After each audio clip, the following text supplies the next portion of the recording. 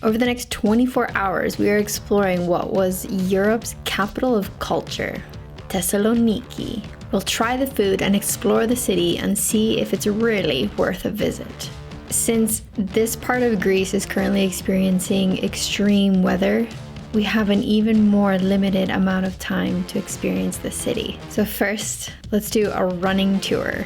Maybe a bit unorthodox, but this way we can hit the popular sites. One of my favorite ways to see any city, any new city, is to go for a run. So forget all that hot girl summer stuff. This is sweaty girl summer.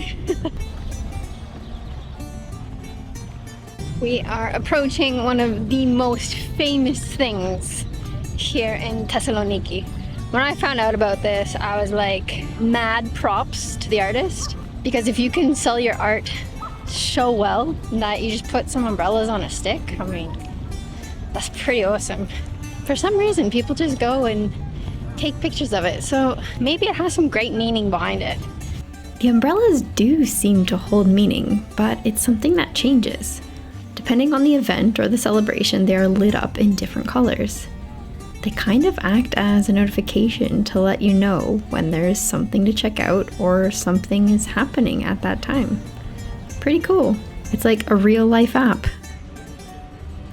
Oh, and then I'll show you some other famous guy. Give you one hint. He's pretty great. Alexander the Great was the emperor of Macedonia, and Thessaloniki is the capital of Macedonia, aka Northern Greece.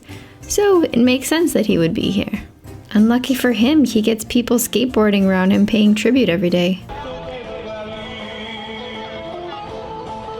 Next we have the local pirates. I'm not getting a wave. It's alright. I've lost all embarrassment. I don't know what it is, but I feel super comfortable. And here's something else famous. The White Tower. The White Tower has a blood-stained history, as it was a prison for a time and was painted white by a prisoner in exchange for their freedom. The whitewash covered up the red that could be seen from the executions. Ugh. Before that, it was a meeting point to connect the walls, which we'll check out later.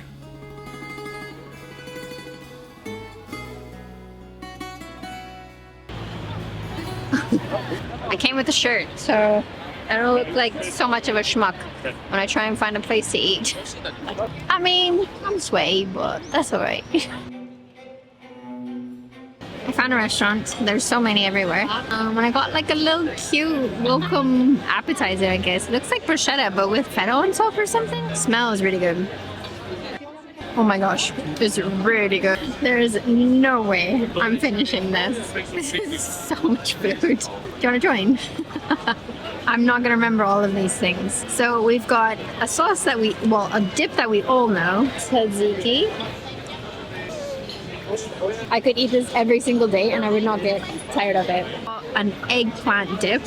That's way more delicious than I was expecting. And then a dip with feta cheese that's mashed. And she said there is a hot pepper in it. Let's try.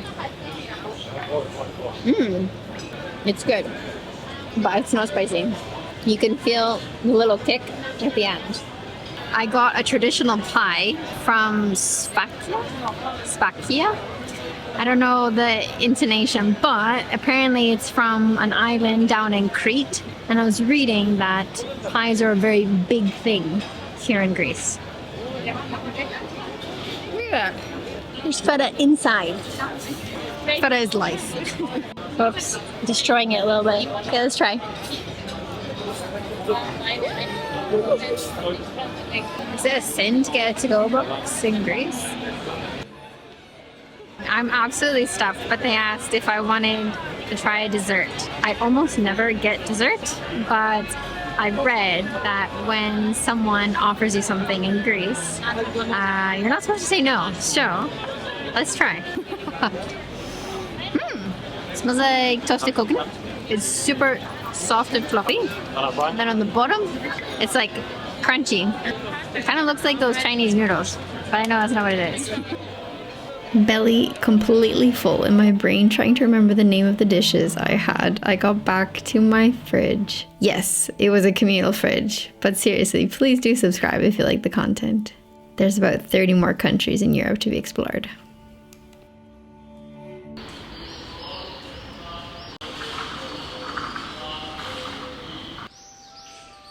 The mornings are quiet, peaceful, and cool. So, in the morning, it's not a question of whether you will have coffee or not, but it's where. I've noticed that coffee culture here is massive. So, my morning breakfast is actually a double espresso and a massive chicken sandwich because there's no vegetarian options and almost everything has cheese. So if you can eat cheese and milk, life would be a lot easier. So I'm having to change my eating habits a little bit, which is fine. My first coffee in Greece, so let's try it. I don't know how much sugar they put in because they do a thing here where they ask you, it's really good. Do you want it sweet? And so I say, yeah, sure. And they put the sugar in for you, which I've only ever seen in Cyprus. So I'm wondering if it's like a cultural thing. I learned that in this part of Greece, around 10 a.m. it becomes unbearably hot. Particularly this time of year. I did attempt to go out though, and it didn't last long. Instant sweat. Oh my god. Oh my god. I've seriously been outside for 10 minutes walking. I can feel the beads of sweat running down my back, as gross as that is. This is sweaty summer. I didn't last very long outside. Now I got something that is famously Greek. It's called an espresso freddo. Freddo in Italian means cold, and that's exactly what it is. It's very frothy. It makes it so fast, and eventually it settles down and it looks like coffee again. But there's no milk added or anything. Finally, it was time to find the wall, just like Jon Snow. I'm looking for a wall. Not just any wall. There's one right here. But apparently the Acropolis wall. And I'm in Upper Town, which is like super far uphill. You can see the sweat glistening. I do not recommend coming this time of year. Oh my god.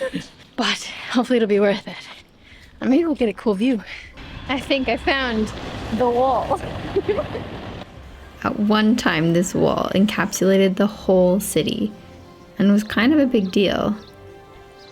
I can see now why this used to be the old town, because obviously this part was encircled by the wall. Nice smell of garbage. Oh, but look at this view. Wow. Look. Look at that.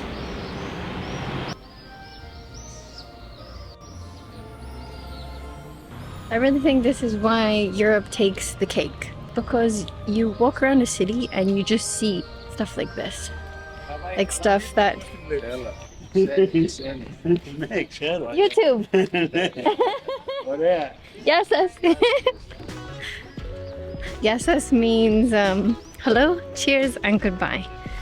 I've learned that it's one of the best things that you can say here. People just have a big smile on their face. I feel like I've stepped through a church wormhole. Look at this.